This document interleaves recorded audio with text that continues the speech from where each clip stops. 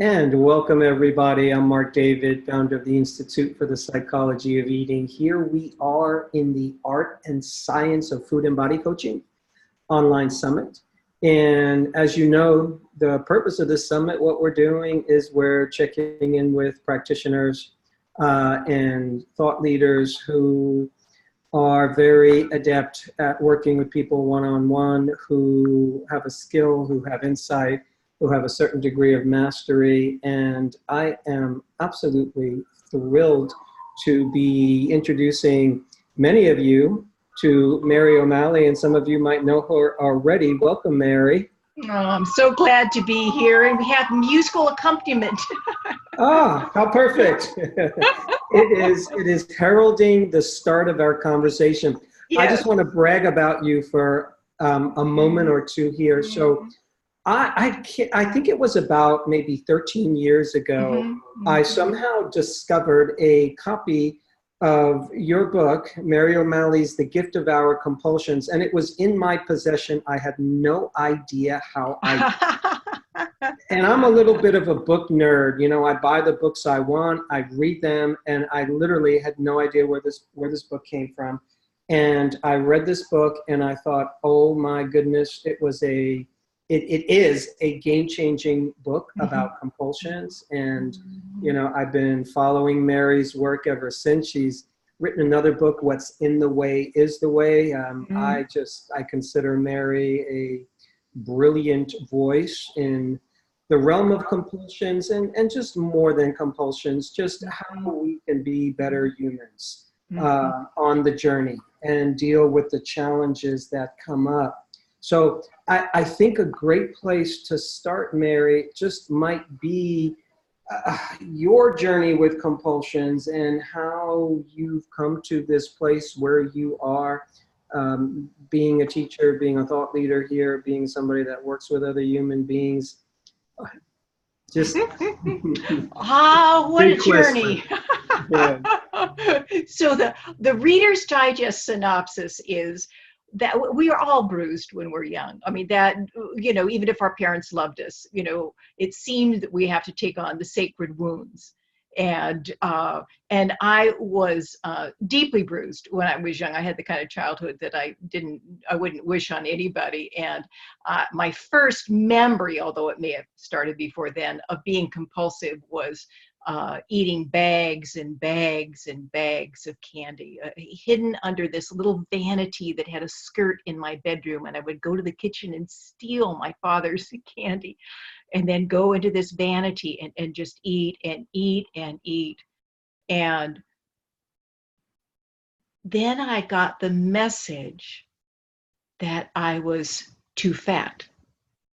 I was pudgy. I wasn't fat. And then I could remember coming home from school when I was 12, you know, and doing a assembly line of toast, you know, and so the toast would come out of the toaster, I would butter it and start eating it as the next toast was toasting, and all because I was trying to stuff all of that pain that I didn't know what to do with. I was basically alone with that pain. And fast forward, added alcohol to that mix, added diet pills to that mix, added drugs to that mix, added fasting to that mix, binging and then fasting, and gained 97 pounds in a year when I was 23, as I was washing all of that food down with all the alcohol and all the drugs I could get my hands on, because I didn't know how to deal with what was going on inside of me. And I was sent to psychologists and psychiatrists and mental hospitals and so on and so forth. But that was all more of an intellectual exercise. And then when I was 27, a teacher came into my life. It really was my first teacher. And he taught me something that was so revolutionary. It was astounding. I can remember walking out of that room and knowing that my life had changed. I couldn't tell you how it changed, but he taught me in the seeing is the movement.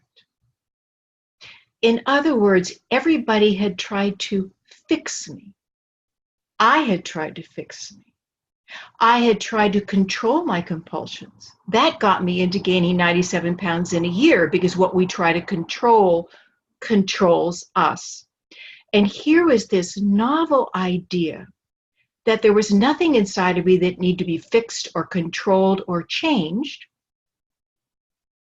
that the power of my own attention could begin to move this bound up energy that was fueling all of my compulsions. The great fear. I was raised in terror.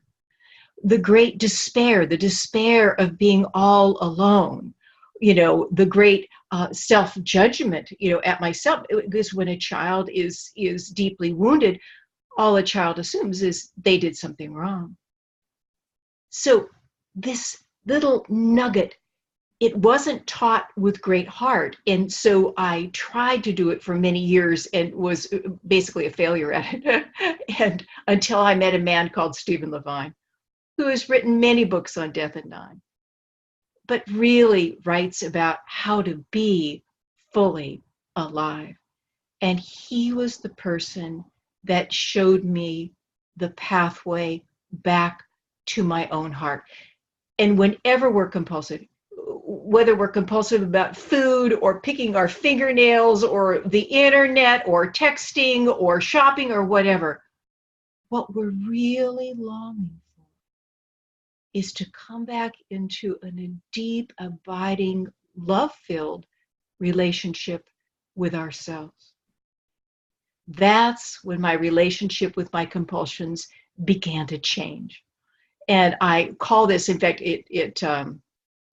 the subtitle of the book, I can't remember the exact subtitle, is A Revolutionary Approach to, I think, compulsions and self-acceptance, something along that line.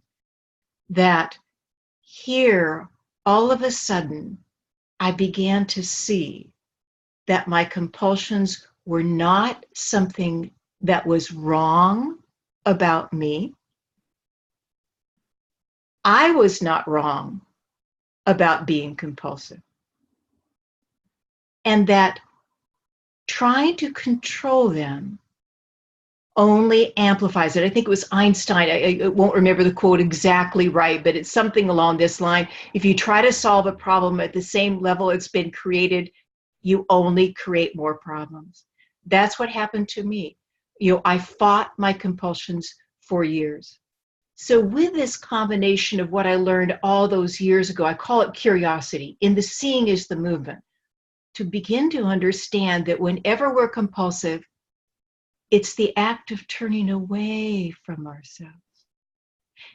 And when we do that, there's something inside of us that needs us. When you combine that passionate curiosity, okay, I'm getting compulsive right now. Okay, what is it that's going on inside of me?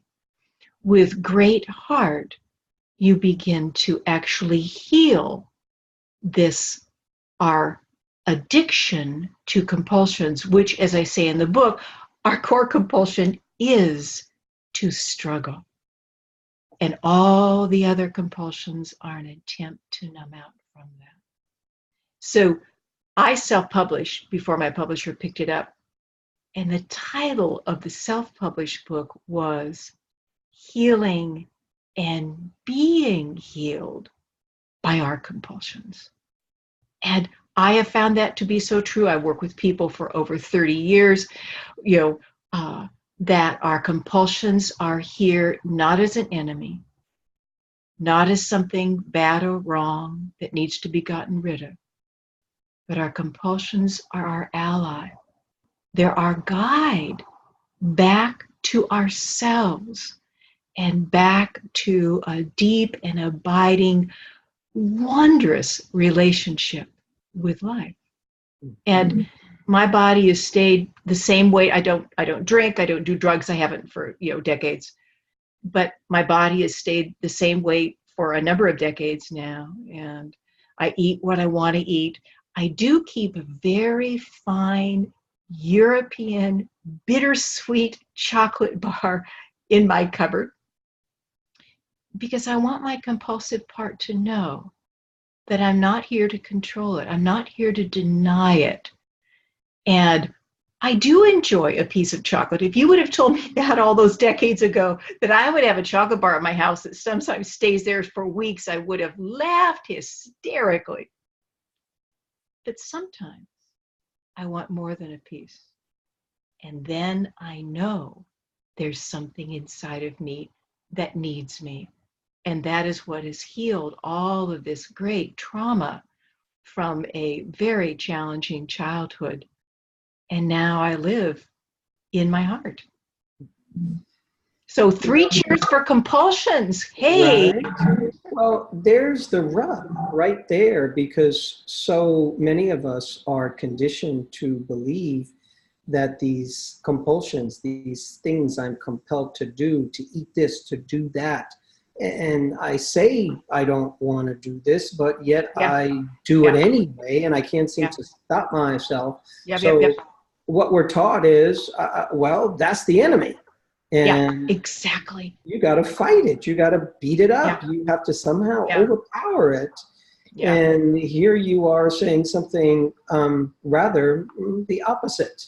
And so here you are, you're in your office and a client comes to see you. And you have an interesting task because you want to show them that the very thing that they're thinking, this is my enemy, you're here to deliver a different message. No, this is your friend. We're going to learn how to listen to it. What is it? What are the tools in your toolkit that help you do that?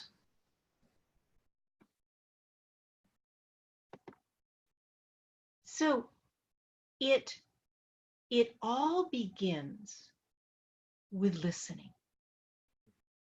You know, somebody comes, and let's say it's somebody I've never worked with before, okay? Because it's different. If you work with somebody for a while, you know, you progress in this journey.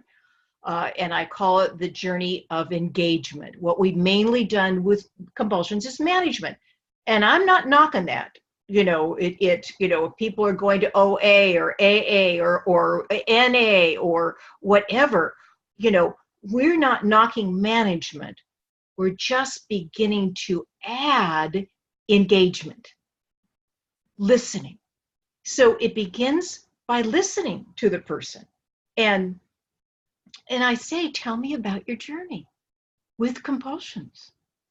And the wonderful thing is, as you begin to relax into life, you realize that there's a tapestry that's being woven, and that what they say is exactly what needs to be said and exactly what I need to hear. And then from that place, you can begin to listen to the place where you can begin to enter into that whole world, the world of struggle, within a new way. So, you know, one of the ways that, you know, we so long to be connected to life. We so long to be connected to ourselves. And yet most of us have pulled ourselves up and out of our body and into our heads, and we think our way through our lives. And if we had a little door in our forehead, we would see, and could watch the ticker tape of what goes through our head all day long. We'll see we're always trying, we're judging, we're trying to fix, we're trying to get to what we like and what we don't like. And so my job is to begin to make people curious about that. We don't even start with compulsions, because that seems like just such an enormous thing, you know, because people come in, I want this to stop. But oftentimes what I'll do is invite people just to notice their breath and to notice how they're holding their breath, and to begin to get them connected to a more open breath. And they begin to see that there is this more open space. There is this more engaged, creative place. Then I find the conversation just unfolds We begin to talk about how they've been with their compulsions. What are their feelings about that? You know, what do they want to do with this? And that's where little bit by little bit, I begin to open them up to this new way. And usually, not always, but usually the first thing I do is say, how do you think about your compulsions? You know, and most people hate them. Most people see that it's something wrong with them. And then I may say something about what would happen if it wasn't something wrong with you. And that begins a whole conversation about how compulsions are a finely crafted survival system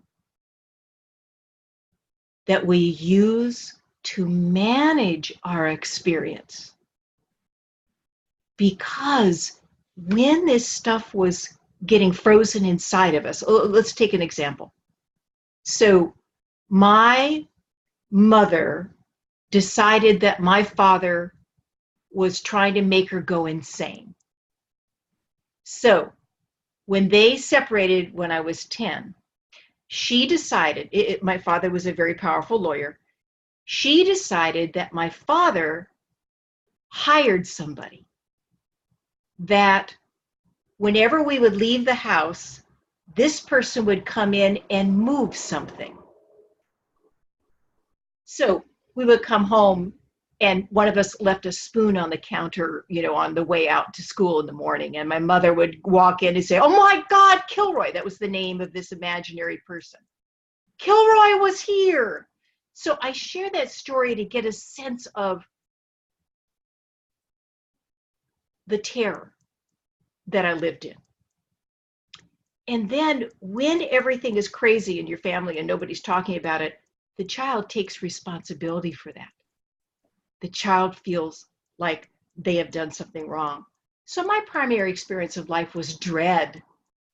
And dread is the feeling that something horrible is going to happen, and it's going to happen because I did something wrong. I tried to outrun dread for a couple of decades. I tried to eat it away, drink it away, smoke it away, you know, whatever. But slowly and surely, I began to turn towards. Now, when you're teaching somebody how to turn towards, how to really see that whenever your compulsions are there, it's something that you're trying to push down because you don't know how to deal with it. I didn't know how to deal with it. The only skill I had was getting as far away from it as I could. It was killing me.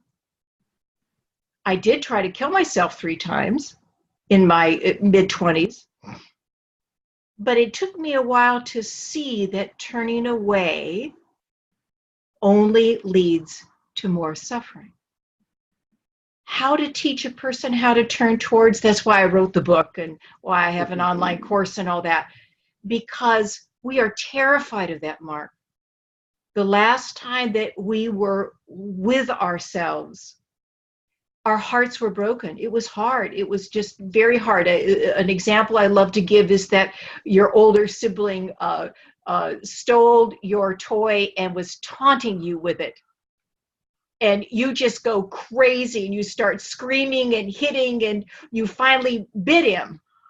And he starts crying and runs to your mother and says, she bit me, she bit me. And the mother comes in and spanks you and sends you to your room. What happens in that room? You shut down.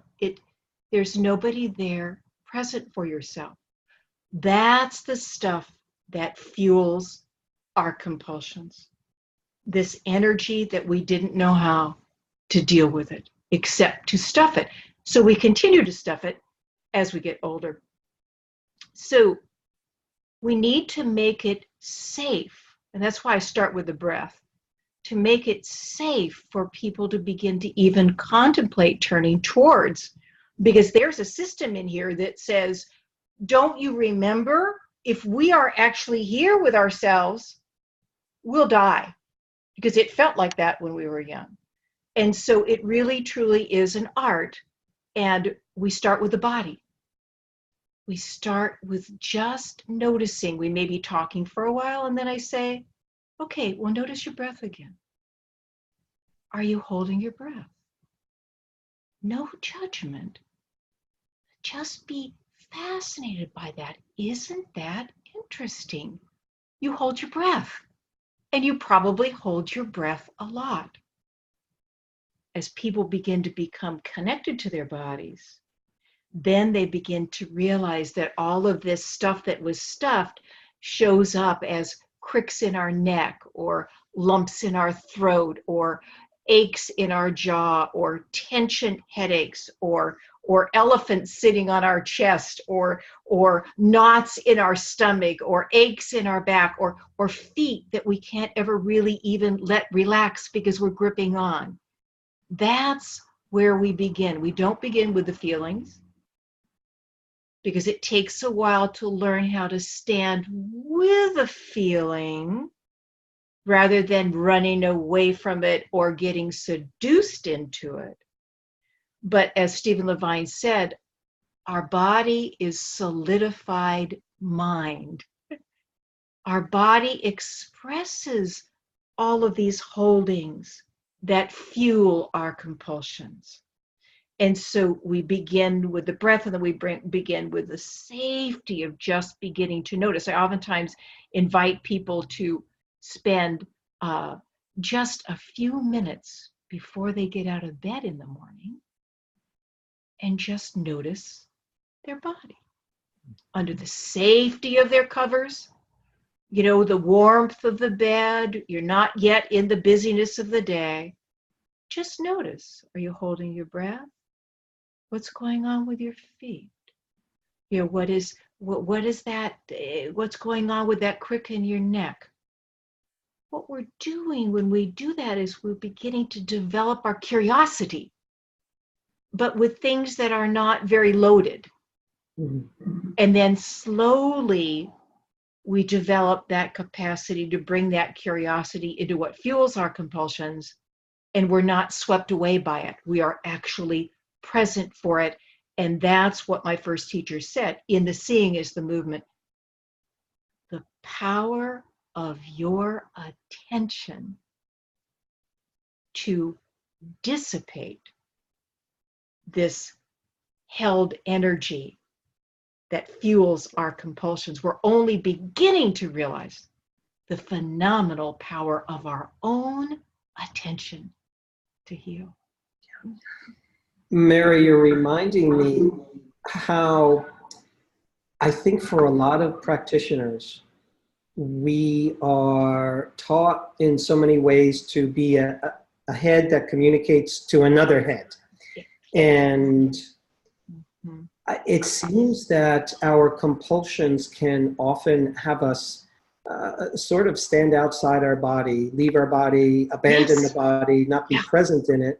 So you asking these questions about breathing, about, okay, you know, where's this tension? All of a sudden I'm listening to my own body, and it's there's such a power in that I find is so underrated. Oh, so because we're afraid. The last time that we were fully in our body, we got scared out of it.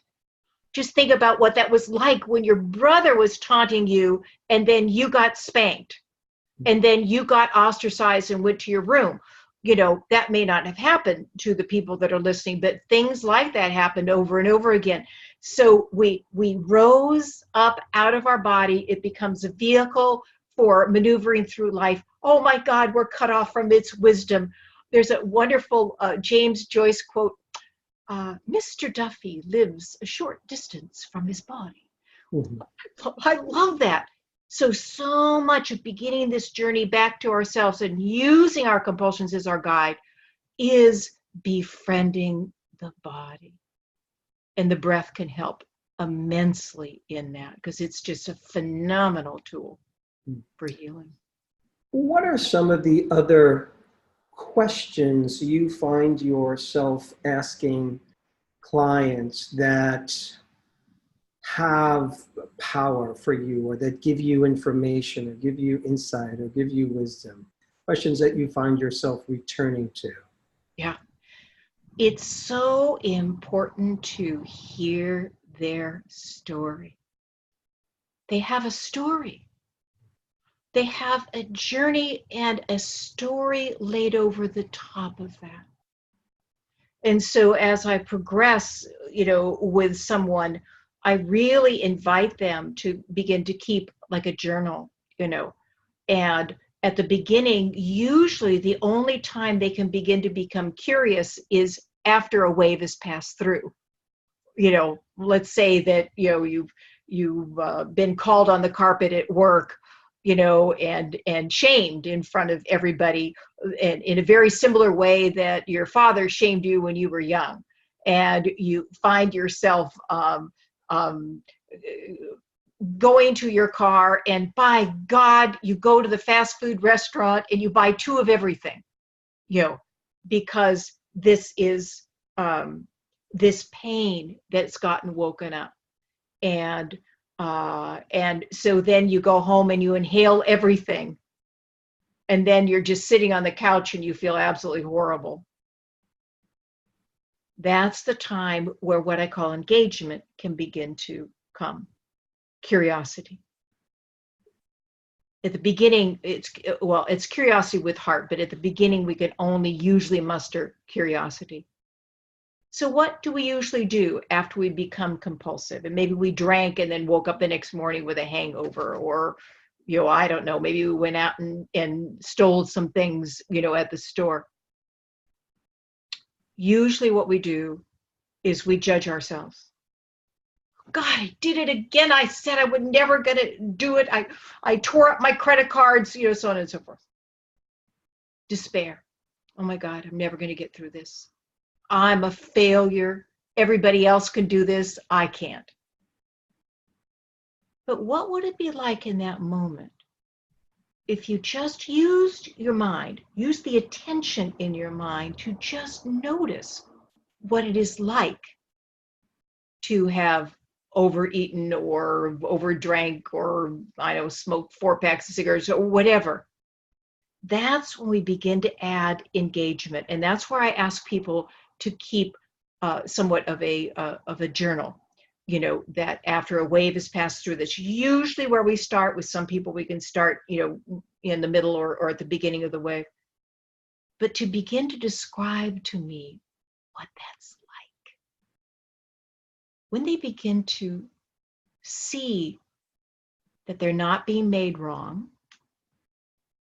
that their compulsion isn't being made wrong, when they can begin to see that they are being listened to, and there actually is curiosity about what's going on, that begins to develop this ability before and sometimes during the wave of compulsion, where you can begin to catch yourself before it catches you. It takes a while. This is not the quick fix. But as far as I can see, the U.S. Surgeon General's report is 98% of every pound that is lost in the U.S. is gained back plus some within a year and a half. So how we've been doing it doesn't work. It not only doesn't work, the plus sum shows us that it actually amplifies our compulsions. Or if you can get one under control, it's like playing whack-a-mole. Another one will come up. And so here we are beginning to open to something new. We're beginning to just add that curiosity.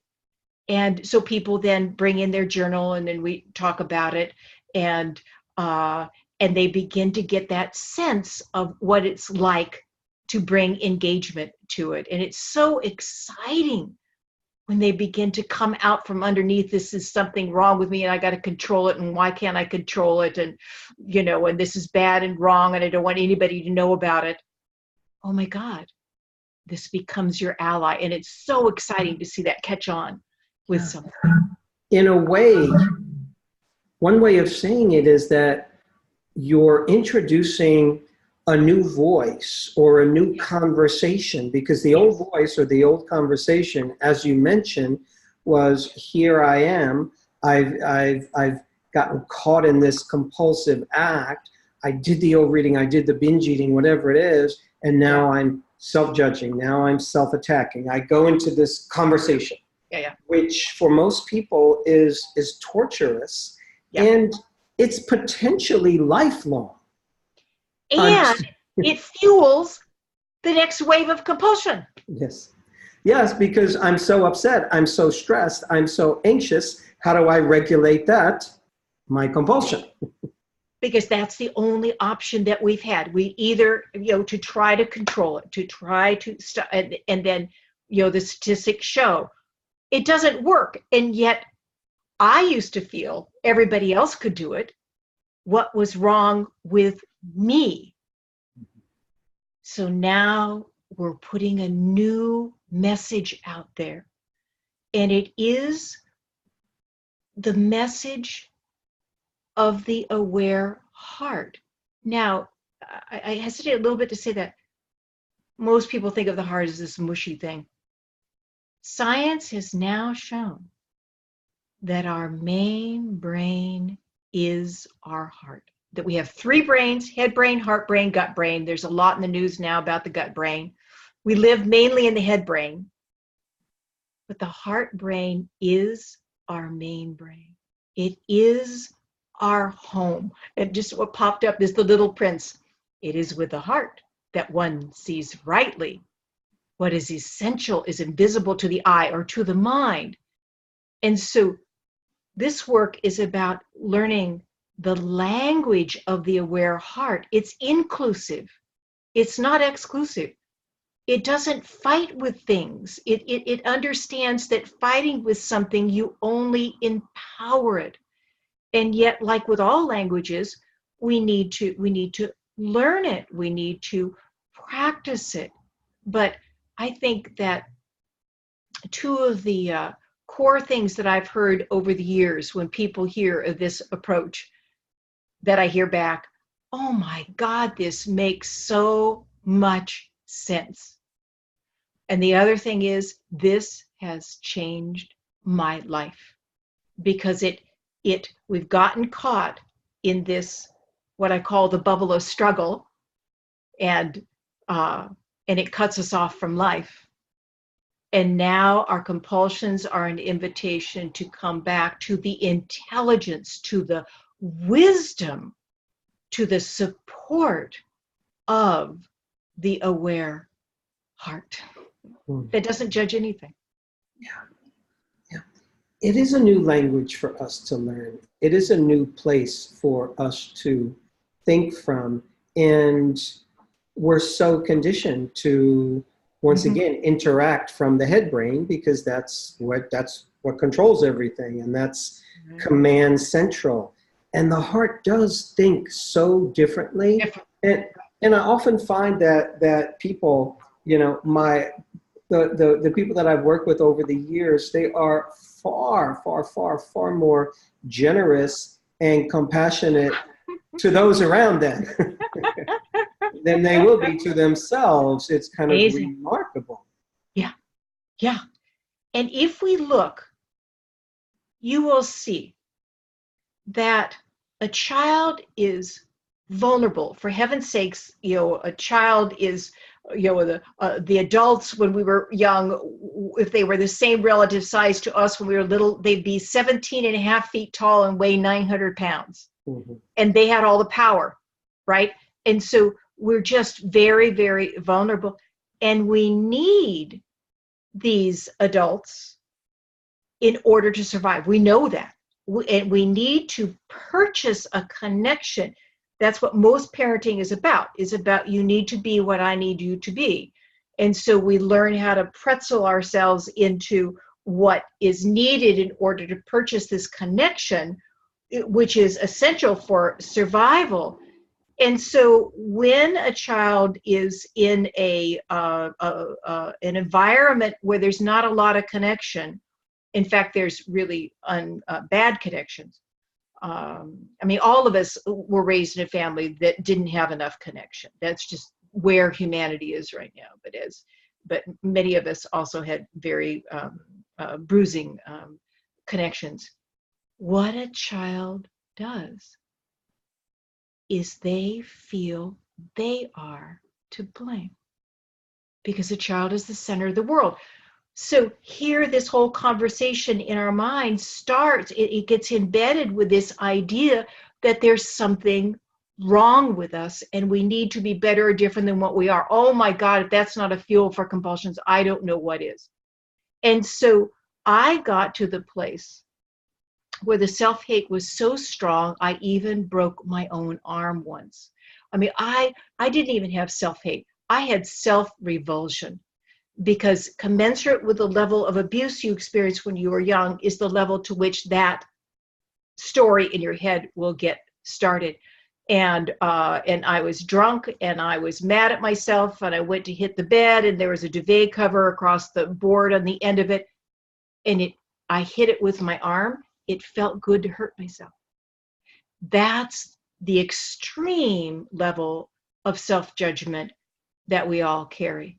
Now that voice has no power over me. It comes every once in a while when I'm really tired, but it goes straight to my heart.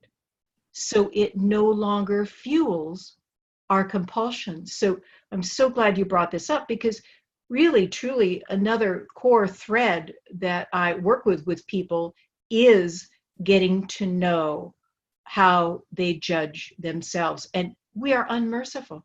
We are unmerciful with ourselves.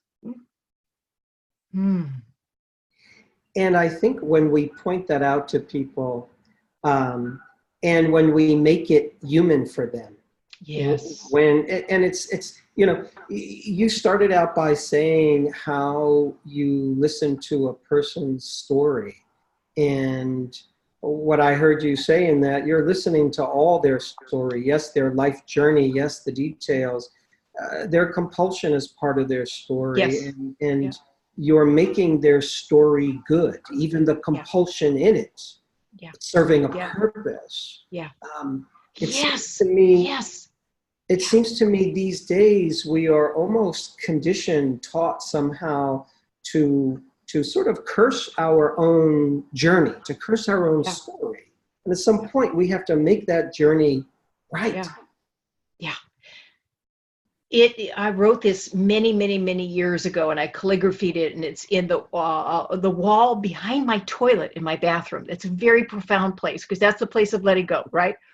And it says, know and silently respect the perfection of everyone and everything in every situation, especially when it's not at all apparent. We are all souls on a journey. I don't know why we have to take on this forgetting, but it seems like we do in this schoolroom. And all of us have taken on this forgetting. And what I'm offering is, number one, you made no mistakes in your whole life. With all the mistakes you've made, you've never made a mistake. There's a wonderful quote by Eckhart Tolle, who wrote The Power of Now, and I may not remember the exact words, but it's pretty close. Life will give you the exact set of experiences you need in order to become a conscious human being. How do we know they're the right set? Because you're having them. What he's saying in that is that there's no bad and wrong, that you're on a journey, that all of your experiences are a part of this journey, and you are on the journey home. But as you said, Mark, that's not how we see it. We see it as, we did this right, we did that wrong, we've got to fix ourselves, we've got to whip ourselves into shape. That's the endless game of struggle. We're learning how to relax into our process, to trust this dance. And compulsions, if we learn how to listen to them, will be our guide. Mary, so beautifully put.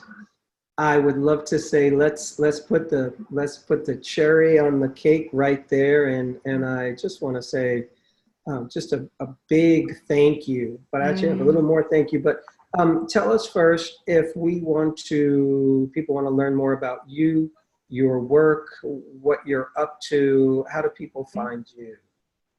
MaryO'Malley.com. So simple. And the exciting new thing, I've written a number of books and I have CDs and I do groups and I write a blog, weekly, a blog, I have a radio show. But the newest thing is online courses. And I have two courses. I have 4 books, but I have 2 courses. The first is on what's in the way is the way. And we're just finishing that course right now. And the second is on compulsions. And it's so wonderful to put this out into the world in that way. And in the courses, we gather together every 2 weeks and we share and we explore. And it's so wonderful to be with other people that are really discovering this engagement, this turning towards this trusting your process and coming out of this trying, doing, and judging that has brought us so much heartache. And so we're done with the courses for the summer, but we'll be starting them again in the fall. So MaryO'Malley.com. I so appreciate your wise, queenly voice and the way you share with all of us. And I think I have a good sense of how tirelessly you work, and but from a good place, from a place where you're giving a lot. And goodness, I have a lot to take away personally from this conversation. That's one of the great things about me getting to do this is I am sitting in good company and learning from myself, and that always happens when I'm around you or reading your work. So as always, thank you so much, Mary. And Mark, I in return want to thank you because you also have worked tirelessly, not only with summits, but with your school. And I just want to end by what we talked about briefly before we started the interview, that I love to go sit on the moon. And it gives me a broader perspective. And when you sit on the moon, you look at this beautiful planet that is our home. And you see that there's so much struggle on our planet and so much heartache on our planet. And the way I envision that is that here's all these people wandering around the planet. They're driving, they're working, they're walking, they're running, they're swimming, they're birthing, they're dying. And most of them have clouds around their heads. They're caught in this world of struggle. And remember, the core compulsion is to struggle. And more of us now are beginning to use our compulsions to get to know how we struggle. And we're beginning to thin our clouds, because when you're caught in your clouds, you can do things to yourself, to your loved ones, to your coworkers, to the planet. You can cause harm.